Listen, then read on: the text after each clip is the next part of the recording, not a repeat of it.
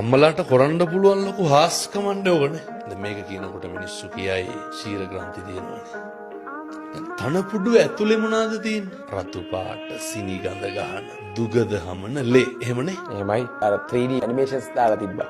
ලස්සන වීඩියෝ එකක් තිබ්බා. තනපුඩුවෙන් එළියේ පොඩි එකක් කට තියෙනකොට මොනවද දෙන්නේ? සුදුයි, හරි රහයි, හරි ගුණයි, හරි පෝෂණීයයි. දරුවා බලන් ඉදි වැඩෙනවා. කිරි ආස්කමක් නෙමෙයිද? මේ 21 වන සියවසේ පපු කැවුතු දැන් ෆෝමියුලා 1 තියෙනවා හාමුදුරනේ. මේක ඇත්තට දියුණුයි. ඔව්.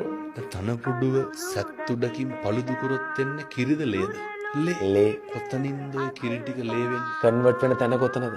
ආස්කමක් නෙමෙයිද අම්මා? පොඩි එකක් තුරුල් කරගන්නකොට කැකෑරෙන ලේ ටික කිරි වෙනවනේ. මුළු ලෝකෙම සත්තුන්ගෙත් එහෙමයි. මිනිස්සු අම්මා කියන තැනට ඒ සෙනෙහසට ඒක කිරි වෙනවා. ඒ හරි විශ්මිතයි හොඳ. ඒ හරි විශ්මිතයි. මේ කියන වචනයක් ගානේ මොනාගේ හයියෙන්ද? ඒ කිරිවල. මිනිස්සු මේවා බොහොම ඉක්මනට අමතක කරනවා. අවුරුදු 20 පැන්න ගම. අවුරුදු 15 පැන්න ගම. අවුරුදු 20ට උඩින් ජීවිතේ මතක නැහැ මිනිස්සුන්ට. මිනිස්සු කතා කරන්නේ අවුරුදු 20න් මෙහා ජීවිතේ. ඒ හින්දා අපි කෙලෙහි ගුණ ගැන කතා කර කර හිටි අම්මලා වගේ වෙන. අම්මලාගෙන් ගන්න. දෙන්න මොකද පුතාටත් දුවටත් අම්මෙක් ඉන්න. පැහැදිලිව අම්මලා වගේ වෙන. පුතාට ආයෙත් බිරිඳක් හම්බෙනවා. දුවට ආයෙත් ස්වාමියෙක් හම්බෙනවා. එයාලා ජීවිතය අත්විඳිනවා අම්මා කියන චරිතේ කොහේ හරි තැනක.